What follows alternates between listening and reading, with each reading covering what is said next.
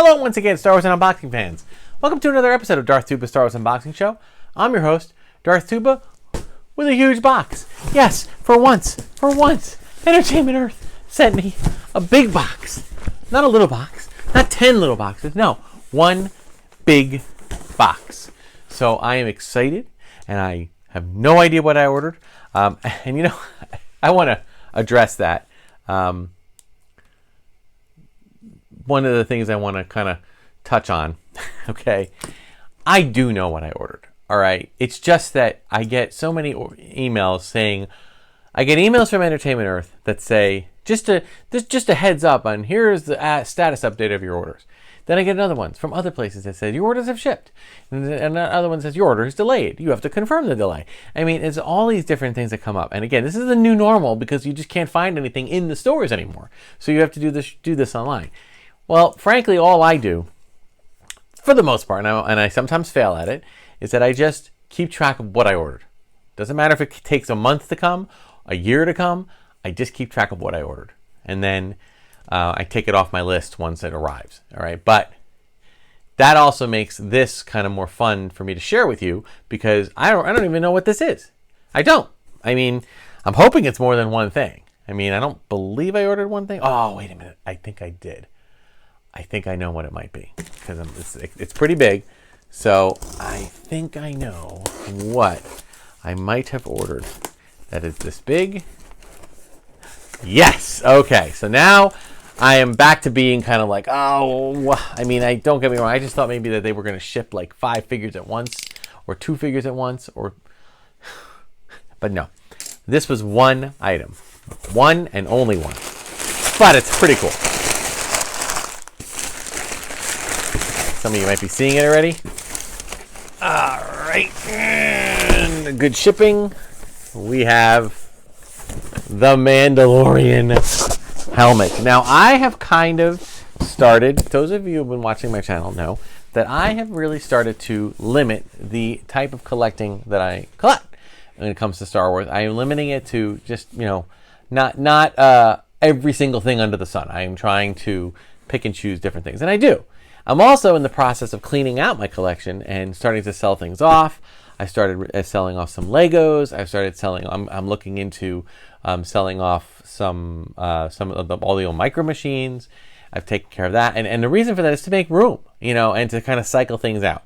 And I'm okay with that. I have no problem with it. It brought me much joy having this stuff in my collection, and now I'm happy that it'll bring someone else joy. So, but I still do have an affinity for the helmets. And the thing is that now Hasbro does an amazing job of putting together these amazingly authentic looking helmets with electronics to even make it more fun, and they're full size. So to me, it's like, why wouldn't you? Why wouldn't you collect some of these? So, because I remember a time when you had to get like master replica things, and you can still do EFX collectibles and things of that nature. And yes, they are just a little bit more, but I don't mean not leaps and bounds more.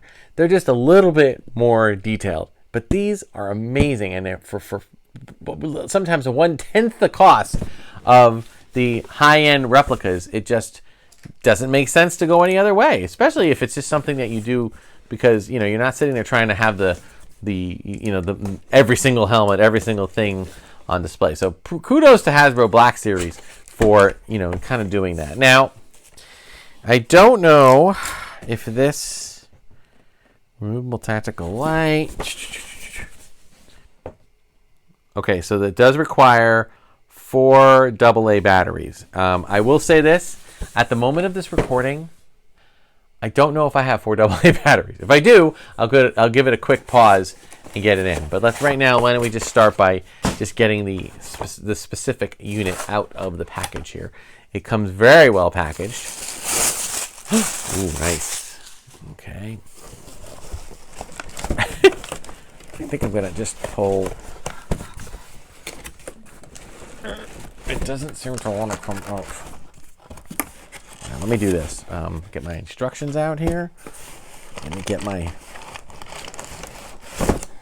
I'm not sure what that is, but it's definitely not something... Oh, I think it might be the visor. And I'm actually going to try to reverse this, like this, and work it out like slowly. Ah, there we go. All right, so there you have it. Look at that, man. Such an awesome, awesome thing. All right, now, look on the inside, though. I mean, it even has, like, it's even, like, got some cool design. In some ways, guys, I would argue this is better than a high-end collectible, because oftentimes the high-ends won't put stuff on the inside. You know, they'll just treat the outside like it was a prop, because a prop does not have this on it. It prop just has the inside of it being, you know, just the inside. Okay, so you got this. I don't know what we have here. Oh, I see. Oh, I see. It's okay. So what this is you can, I'm not sure which side, but you either have to look at the instructions, but there's a thing you can actually plug this in and have it be like a light. You can put it on the side. I mean, I'm assuming it's over here. You know, you can actually plug this in so you can actually have a light. So let me take a quick peek here at the instructions. Yeah, it looks like, okay. So, oh, I see. So you adjust it, you do that. All right, so basically it's on the right side. 1, 2. I'm not exactly sure if this just comes off.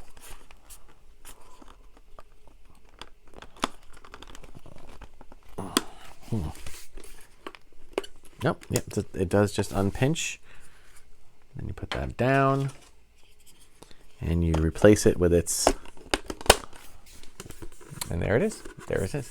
All right, so now it does give you kind of a walkthrough here on how to, you know, I obviously, you know, it is a toy. You know, it's considered a toy. A child's plaything. You are a toy.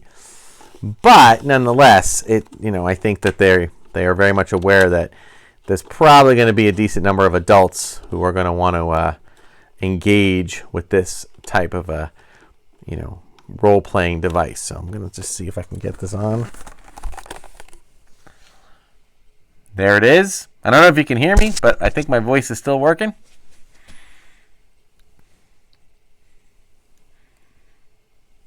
This is the way.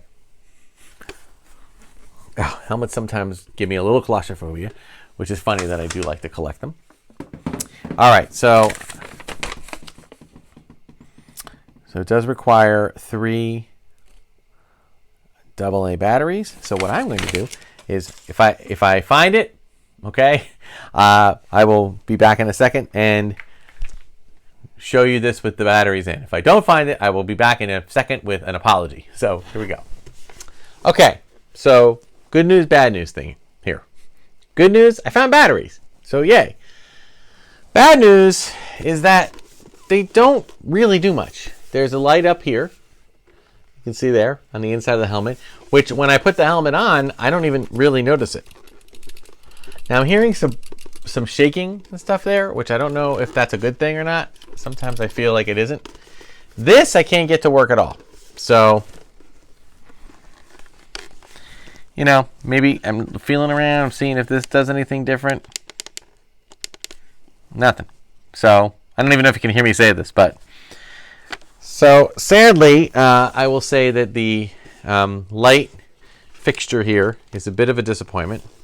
Perhaps it's supposed to work differently. I don't know.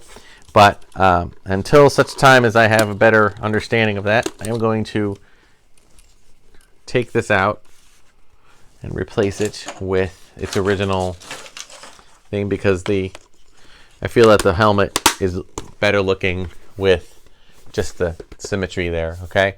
Overall, I'm really pleased with the look of the helmet. I'm really pleased with the weight of the helmet, the accuracy of it. Okay, I really feel that it's an outstanding prop replica that's not going to break your bank.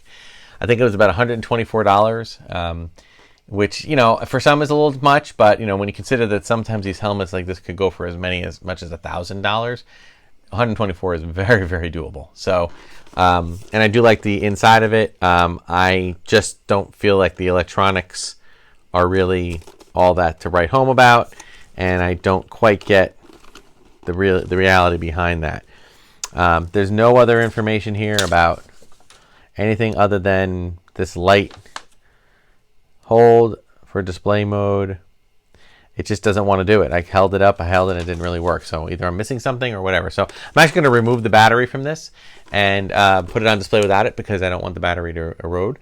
So, but, you know, buyer beware when it comes to the electronic feature. I didn't buy this for the electronic feature. I have no real interest in the electronic feature. In fact, I think the electronic features are kind of a waste, and I think that it's just something that they do to up the cost. Hasbro, you don't have to do that. You give us a nice looking prop replica, we'd probably pay for it regardless of that. So I'm not asking you to charge more money, but you know, it's a great piece. You did a nice job with it, but you don't have to spend any money on electronics. Save us money and you money, and you know, just go with a really nice piece. Okay, so that'll do it for this episode of Darth Tuba Star Wars Unboxing Show. Like, subscribe, hit the notification button, do all that stuff that you're supposed to do on YouTube.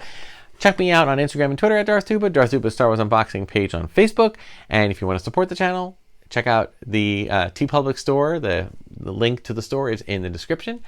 And if you want to hear me talking more Star Wars with John Mark Tolley, listen to War of the Stars, a Star Wars podcast, generally dropping on Wednesdays in the evenings, and on a live thing through Anchor Audio, and available wherever you can find podcasts. So thank you so much for watching. Until next time, may the Force and the toys be with you. This is the way.